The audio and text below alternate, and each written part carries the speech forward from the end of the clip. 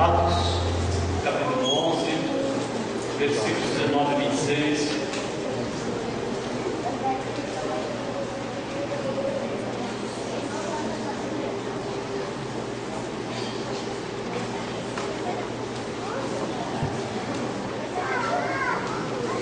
E aí, como é que ficou?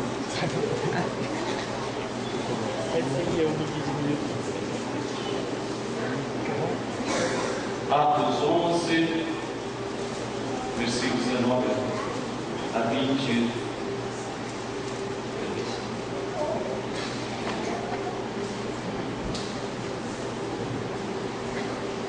Os que tinham sido dispersos por causa da perseguição desencadeada com a morte de Estevão chegaram até a Fenícia, Chipre e Antioquia, anunciando a mensagem apenas aos judeus. Alguns deles, todavia, cipriotas e sirineus, foram a Antioquia, começaram a falar também aos gregos, contando-lhes as boas novas a respeito do Senhor Jesus. A mão do Senhor estava com eles e muitos creram e se converteram ao Senhor. Notícias desse fato chegaram aos ouvidos da igreja em Jerusalém e eles enviaram Barnabé a Antioquia. Este, ali chegando e vendo a graça de Deus, ficou alegre e os animou a permanecer fiéis ao Senhor de todo o coração.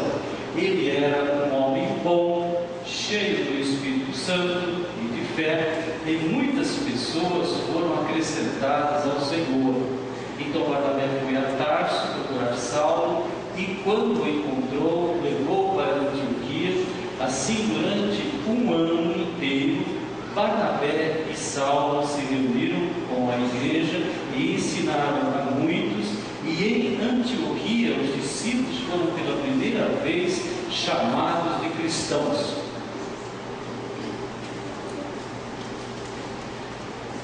Vamos lá? E nós somos crentes em Jesus Cristo, né? Jesus transformou a nossa vida, deu um significado, preencheu o vazio, nos concedeu perdão, e diante de Deus todos nós somos culpados. Mas na sociedade, no teu dia a dia, pode ser que se você não tem nenhuma condenação sobre você, mas diante de Deus todos são culpados, mas Jesus veio para que a gente tivesse perdão. Então não carregue mais o fardo da culpa, carregue a sublimidade do perdão que Jesus nos oferece. Senhor, nosso Deus e nosso Pai, te agradecemos pela tua palavra que transforma as nossas vidas, o nosso coração, que deu para nós a verdadeira perspectiva da existência humana, que é breve aqui na terra, mas eterna contigo, por meio do teu Filho Jesus Cristo. E te agradecemos, Senhor, por pessoas que se tornaram exemplos importantes de como que um ser humano pode ser um instrumento nas tuas mãos para o bem-estar daqueles que o servem. Nós oramos para que isso aconteça com cada um de nós, através do poder do Espírito Santo, em nome de Jesus. Amém.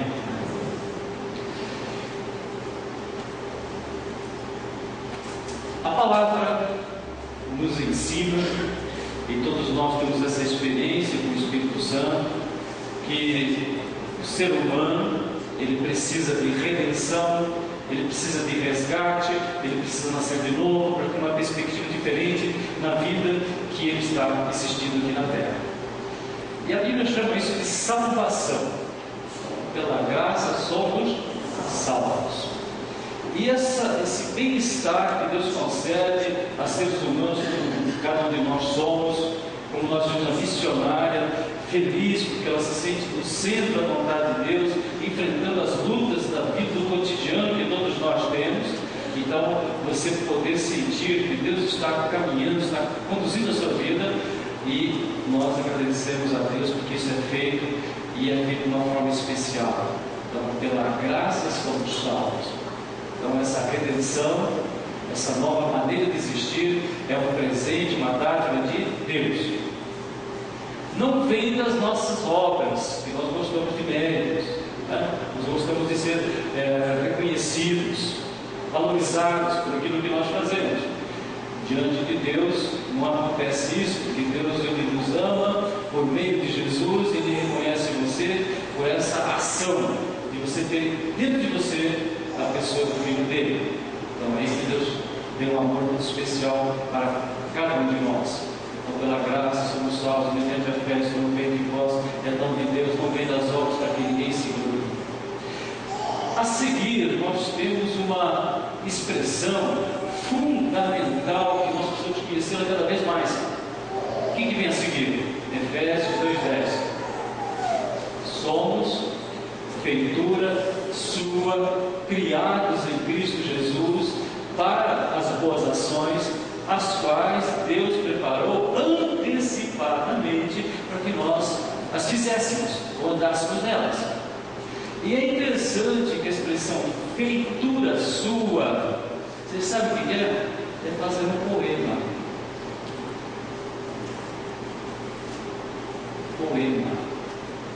Então Deus faz com que cada um de nós seja uma mensagem, mas uma mensagem agradável. Então você olha para a sua esposa, minha esposa, um poema. É uma mensagem boa para mim. Você olha para o teu filho, você olha para as pessoas em sua volta, e você poder dizer assim: todo ser humano tem a oportunidade de ser para Deus e para aqueles com quem ele convive, o quê? Um poema. Mas um poema bom, vamos dizer assim, um soneto agradável, um soneto que nos faz bem, uma mensagem que faz com que as pessoas possam sentir paz, possam sentir tranquilidade. Como é bom estar com você. Então o que nós somos? O que você é? Vamos falar juntos? Eu sou um poema de Deus. Eu sou um poema de Deus. Uma palavra feitura sua salienta principalmente esse aspecto de alguma coisa que foi escrita, mas escrita de forma agradável, de forma que faz bem. Deus se sente feliz com você. Efésios assim, que Deus tem grande alegria quando olha para você e vê Jesus, e as pessoas em sua volta podem sentir alegria. Será que nós temos esse desejo? Ou gostamos que as pessoas fiquem longe de nós? Ou queremos nos impor diante das pessoas, que elas fiquem, nossa, você sabe qual é o meu lugar, aí você fica no seu lugar. A gente tem uns comportamentos assim, não tem? Então nós agora, nesta noite, mais do que uma vez, nós estamos sabendo que nós somos o quê? Vamos falar juntos? Eu sou o poema de Deus, escrito por Deus por meio de Jesus. E se nós quiséssemos pensar de alguém que foi um poema, e agora a hora do céu deve ser um poema também, você sabe quem nós podemos pensar? Barnabé. Barnabé não era um nome perfeito. Ele tinha os seus defeitos, as suas dificuldades, os seus medos. Mas a palavra de Deus hoje nos fala a respeito de Barnabé, e como é bom você poder ler e ver assim que ele era alguém, ele era um homem bom. Então ele era uma pessoa boa. Ele estava cheio do Espírito Santo. O que quer dizer isso? Ele amava as pessoas com amor que vinha de Deus. Ele tinha uma paz, uma alegria que vinha de Deus. Ele tinha uma paciência no relacionamento com as pessoas, algo que não posso ser dito com palavras. Então ele tinha uma longanimidade. Ele tinha uma benignidade, ou seja, ele respeitava as pessoas do jeito que elas eram. Ele não queria mudar ninguém pela força. Ele queria que as pessoas mudassem, porque ele era um poema. Então, uma pessoa boa, cheia do Espírito Santo. Ele tinha mansidão. É difícil você pensar em mansidão nos nossos dias, né? Porque as pessoas são valorizadas pela sua violência, pela sua agressividade no trabalho, nas conquistas. Não, ele era manso. Ele conseguia ter paciência, tinha moderação dentro de situações adversas, de relacionamento, de convívio. Às vezes coisas que acontecem na nossa vida, saúde, finanças, e quantas coisas mais. Então ele tinha domínio próprio. Então o que nós somos? O que nós somos? O poder de Deus. Que maravilha, né? Por que nós vemos a palavra falar Barnabé. Por que é interessante nós prestarmos atenção nesse exemplo tão importante para a nossa vida? Nós aprendemos tanto com exemplos, né? Nós projetamos às vezes o nosso futuro em cima de alguém que a gente acha legal, que a gente acha interessante, às vezes um professor, um amigo, um pai, né? Uma mãe, são um exemplo para nós. Mas quando se fala de um poema, Barnabé é uma evidência clara de que Deus escreve. Escreve coisas boas com pessoas igual a mim e a você. Só Deus vai fazer isso, né? O que nós podemos ver, qual é o resultado de Deus escrever na nossa vida um poema que nós vimos na vida de Barnabé? Ele foi uma pessoa que, pelo poder do Espírito Santo, ele conseguiu vencer um aspecto fundamental na nossa vida. Ele não era avarento. Vocês já perceberam que todos nós somos avarentos? Todos nós temos dificuldade de dividir o que nós temos. Todos nós temos dificuldade de ajudar alguém, mesmo podendo. Quando não pode, então, a gente já tem uma desculpa pronta, né? Não vou ter condições, não posso ajudar. Então é interessante esse aspecto do caráter que o Espírito Santo colocou em Barnabé. E que nós reconhecemos que é, sem dúvida, um dos aspectos fundamentais da vida cristã. O cristão ele tem que ser uma pessoa despreendida. Ele tem que ser uma pessoa generosa, uma pessoa liberal. Então, o que Deus escreve em nós quando nós reconhecemos que somos um poema dele? Não somos o quê? Não somos o quê? Pessoas generosas, pessoas desprendidas, pessoas que não ficam em cima do que nem, pessoas que não têm medo de dividir. Vocês perceberam como isso atrapalha tanto a nossa vida?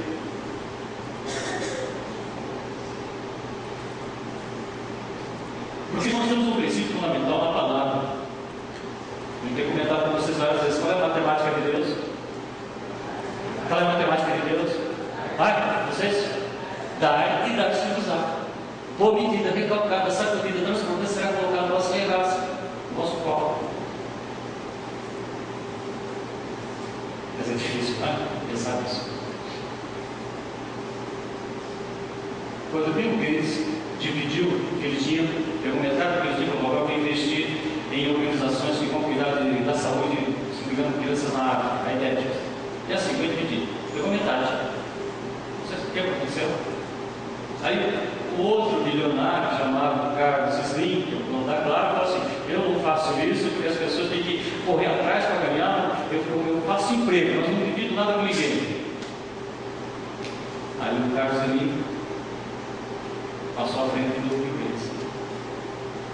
E hoje, quem está na frente de novo?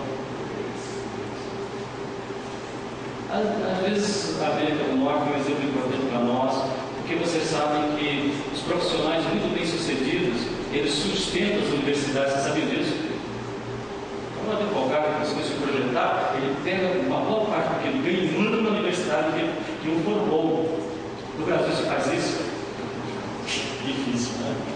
Mas como bom seria que os crentes aqui, você e eu, pudéssemos pensar nesse aspecto.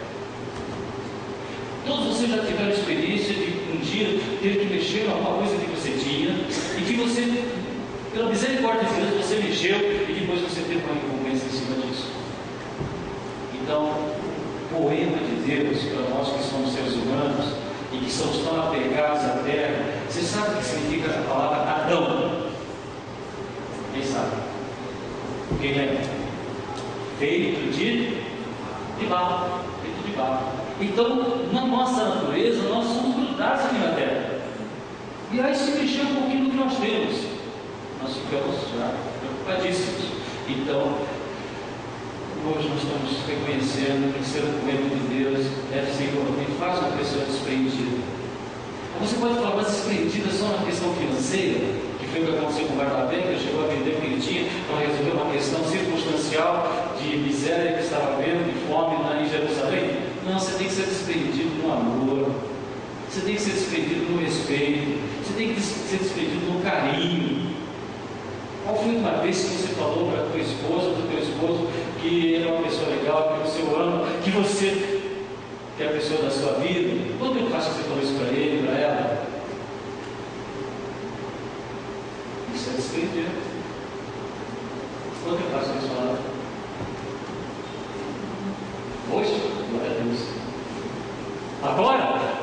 Parabéns. Fala. Não, mas um negócio de dentro, é difícil de tirar. Irmão, seja desprendido. Desapega. Desapega. Não precisa ligar para nenhum lugar. Só conversar com Jesus. Desapega. Nós somos, de natureza, colecionadores, né? Vamos colecionar coisas. Então, Barnabé. Então José, um levita natural de Chipre, a quem os apóstolos deram o sobrenome de Barnabé, que o sobrenome dele era José, que significa filho da consolação, sendo proprietário do campo, vendeu todo o seu dinheiro da venda e colocou aos pés dos apóstolos. Então, irmãos, qual é a primeira característica que Deus imprime em nós quando Ele escreve esse poema? A minha vida com Cristo é um poema. Pessoa liberal, pessoa desprendida, pessoa generosa, pessoa que confia na matemática de Deus. Irmãos, eu não falaria isso para vocês se não tivesse essa experiência. A matemática de Deus não falha. E todos vocês sabem que nós somos pessoas extremamente apegadas. Por isso que Paulo escreve a Timóteo que o amor ao dinheiro é a raiz de todos os dinheiro se iguala ao amor que nós temos pelas coisas materiais é a raiz de todos. O segundo aspecto importante na vida deste homem, e que proporcionava condições, porque ele era liberal na questão financeira, na questão emocional, na questão de relacionamentos, porque ele era liberal, ele podia confortar as pessoas. Então, o que significa a palavra Barnabé? O que deram esse apelido para ele? Consolador. Depois eu podia dedicar de novo ele com todo mundo. Vamos para o final? Glória a Deus, né? Então, por quê? Porque ele era consolador. Quando Saulo se converteu, quando ele se converteu, ninguém queria ver Saulo na frente de Jerusalém, porque ele tinha mandado muitos batizando, tinha participado do martírio do Estevão, era uma pessoa não grata em Jerusalém. Aí ele chega em Jerusalém, os discípulos que já eram cristãos falam: o que o senhor está fazendo aqui? Nós estamos com medo dele, ele deve estar vindo aqui com documentos, com autorização para nos prender. Mas ele conseguia ver algo de bom nas pessoas. Então, quando Saulo se converteu a Cristo, foi Barnabé que falou: vamos trazer aqui o Saulo. Eu tenho disse que ele se converteu mesmo, que não é brincadeira o que está acontecendo com ele. Assim que chegou a Jerusalém, procurou reunir seus discípulos de lá, contudo, todos estavam assustados com o medo dele, pois não conseguiam acreditar que Saulo fosse o verdadeiro discípulo. Mas Barnabé, tomando consigo, o levou os apóstolos, e ele narrou como no caminho que Saulo teve para Damasco, ele havia se encontrado com Jesus. Ele acreditava nas pessoas. Você acredita nas pessoas, ou você vê defeito, ou você vê incapacidades, ou você vê que as pessoas não têm condição nenhuma? Vocês viram o que falavam na Noêmia? Não vai vir na igreja, né? Essa menina aqui não tem futuro nenhum. Porque ela era agitadinha, já tinha um espírito de coragem, de aventura. Então, ela mesma confessou, né? Vocês viram a Noêmia falar? Lembra disso? Missionária de Moçambique. Você sabe que em Moçambique se fala outro? Você sabe que as crianças lá falam: nós somos amigos de Jesus igual nós. Falavam em inglês, falavam numa língua nativa. Então, a gente não acredita nas pessoas.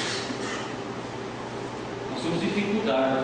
Imagina você aceitar Saulo, que tinha mandado os cristãos para a prisão e participado da morte talvez de alguns vezes, e de Estevão nós temos a certeza. Consolador. Irmãos, se vocês sabem que as pessoas precisam, o que as pessoas mais precisam nesse mundo? Me fala. Consolo, apoio. Você sabe de alguma coisa que Mas as pessoas precisam de apoio. E quem é um poema de Deus é um consolador. Então, o poema tem dois aspectos que nós vamos levar para a nossa casa hoje. Uma pessoa generosa, desprendida, e porque ele é generoso e desprendido, ele consegue consolar. E por que ele consegue consolar? Porque ele consegue ver nas pessoas aquilo que pode ser um potencial, alguma coisa que ele sabe que Deus pode transformar. Nós olhamos para as pessoas, nós vemos os defeitos delas, nós fazemos críticas, nós fazemos avaliações, nós rotulamos as pessoas com rótulos terríveis. E Barnabé, acho que Saulo tem chance. Eu acho que Saulo se converteu mesmo.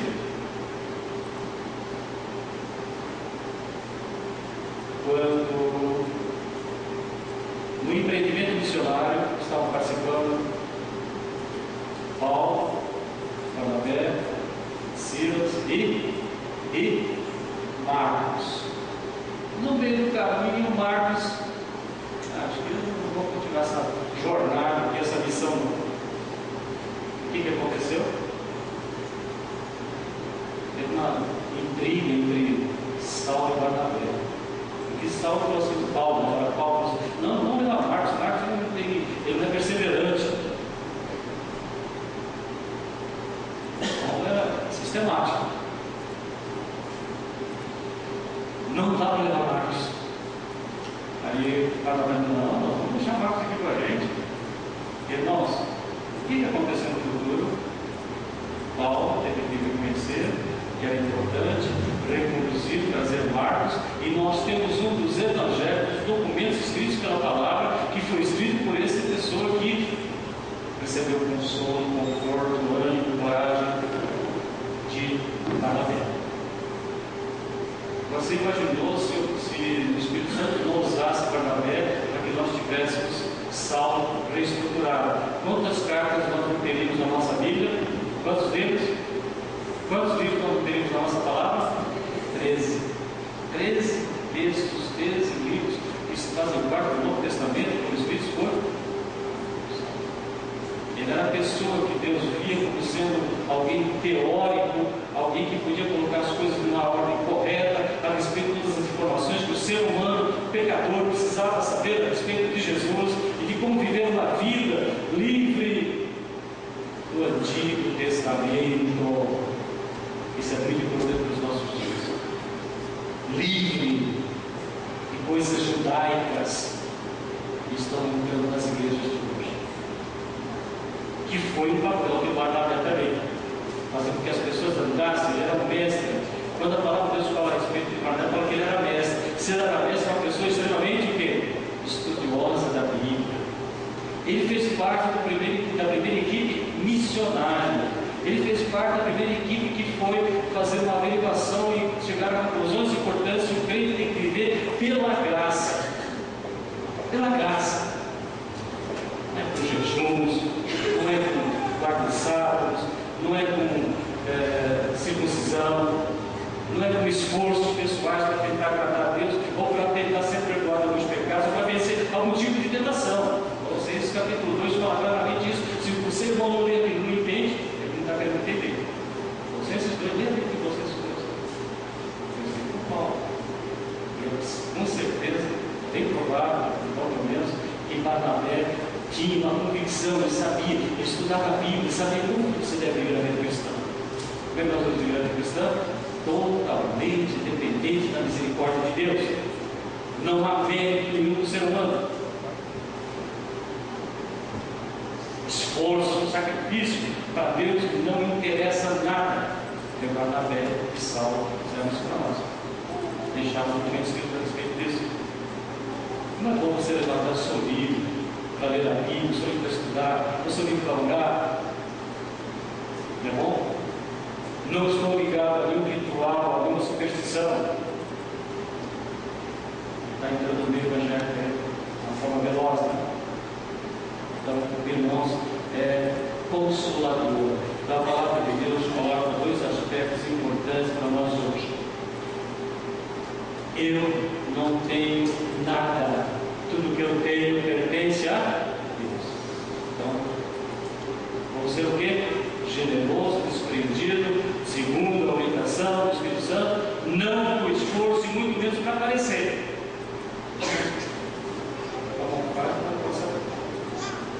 Segundo, eu sou uma pessoa que estou aqui para andar com as pessoas. Eu sou uma pessoa companheira. Colossenses nos dá uma síntese desse aspecto do companheirismo que nós devemos ter entre nós. Pessoas generosas, pessoas prontas a investir no próximo, acreditar que o próximo pode mudar pelo poder do Espírito Santo. Seja a paz de Cristo o juiz em vossos corações, tendo em vista que fostes convocados para viver em paz, como membros do seu corpo, e ser agradecidos. Habite ricamente em vocês a quê? A palavra de Cristo. Ensinai, aconselhar uns aos outros com toda a sabedoria. E que é isso? Conforto, consolo. Cantar salmos, hinos e cantos espirituais, louvando a Deus com gratidão no coração. Irmãos, nós vamos sair daqui e nós vamos suplicar com Deus Pai que nós sejamos esse poema de Deus. Vamos falar juntos? Vamos falar todo mundo mesmo? Eu sou o poema de Deus, escrito através de Jesus. O que vai acontecer? Vamos ser muito mais liberal, vamos ser muito mais consolador com as pessoas que nós não esquecemos. Começa pela tua esposa, pelos teus filhos, pelos teus pais. Não pensa as pessoas que você vai encontrar amanhã no serviço. Começa dentro da tua casa, dentro de você. Habite ricamente a palavra de Cristo em seus corações, né? Ensinar, aconselhar, confortar. Fiquem junto das pessoas. Gastem tempo com as pessoas. Gastem carinho, emoção, amor com as pessoas. Porque nós devemos ter parte daquilo. É muito rápido essa vida. Por isso que é tão bom você gastar os tempos da tua vida, como nós vimos o missionário dizer. Eu compartilhei com vocês, eu conheci Noêmia, eu e minha esposa, né? Acho que o Samuel Noêmia, provavelmente o Jordão da casa dele lá. Eu conheci a Noêmia faz 27 anos, 28 anos. Como é bom depois de 27, 28 anos, ver que aquela pessoa que nós conhecemos está 1000 vezes melhor. Até a aparência dela está melhor, você sabia? O que você achou disso? Mudou. Mas ela vem crescendo na fisionomia, ela passa para a gente uma segurança. Porque Jesus, ela também é um poema de Deus, né? Você também conhece ela faz muitos anos, né? As mensageiras, né? Então a gente vê, em 27, 28 anos, você pode ter certeza que não foi uma coisa arranjada, não foi uma coisa passageira, foi Deus que fez mesmo. É muito bom ver o que Deus faz na vida das pessoas, com tranquilidade, com serenidade, o poema de Deus. Habite ricamente vocês a palavra de Deus. Ensinar, aconselhar, confortar. Vamos andar juntos. Vai jogar bola com teu filho.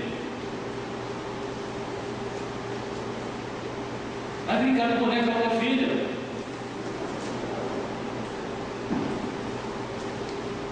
Quantas coisas precisamos fazer para nós juntos? Não é brincadeira, não. É uma coisa seríssima. O poema de Deus, ele é desprendido, ele é generoso, ele é liberal. O poema de Deus está sempre com as pessoas. Quando ninguém acredita, ele acredita. Quando todo mundo exclui, ele inclui. Esse é o poema de Deus. Você vai ser o poema de Deus com a tua esposa, com teus esposos, com teus filhos, com teus pais. Vamos suplicar isso a Deus. Nós não somos capazes de fazer isso. Por isso que a Bíblia diz, somos feitura sua. É Deus que faz isso para a gente. Criados em Cristo Jesus para as nossas ações. Vamos ficar, né? Vamos orar, vamos ficar hoje em medo.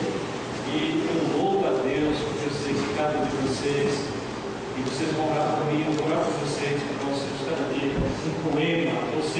uma mensagem mais poderosa, mais eficaz na vida das pessoas com as nossas atitudes, com o nosso desprendimento e com o nosso companheirismo. Deus quer pessoas companheiras.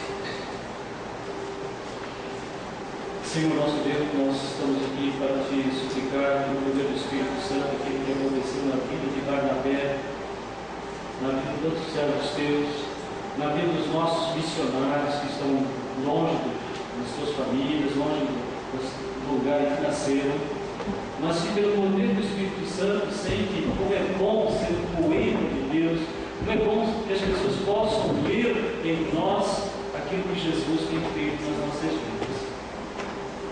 Porque só Ele pode fazer com que as pessoas possam sentir paz, perdoadas, só Ele pode fazer com que a gente tenha esperança, e só Ele tem poder de produzir em nós esses dois aspectos fundamentais que a tua palavra traz para nós: desprendimento, generosidade, sermos liberais em todos os aspectos da nossa vida, e que nós sejamos companheiros, solidários com cada vida que está fazendo parte do planeta, mas que isso comece dentro da nossa casa.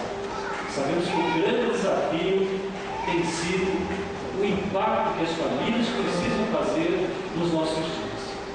Sabemos que o nosso país tem uma grande crise de valores, porque os valores de família não estão sendo reconhecidos. Mas também temos a plena convicção que só o Espírito Santo, no poder de Jesus Cristo, no nome de Jesus, pode fazer isso com as nossas vidas. Transforma para que nós sejamos cada dia melhores refletores desse poema, expressão desse poema que tu já fizeste com cada um de nós, em nome de Jesus. Amém.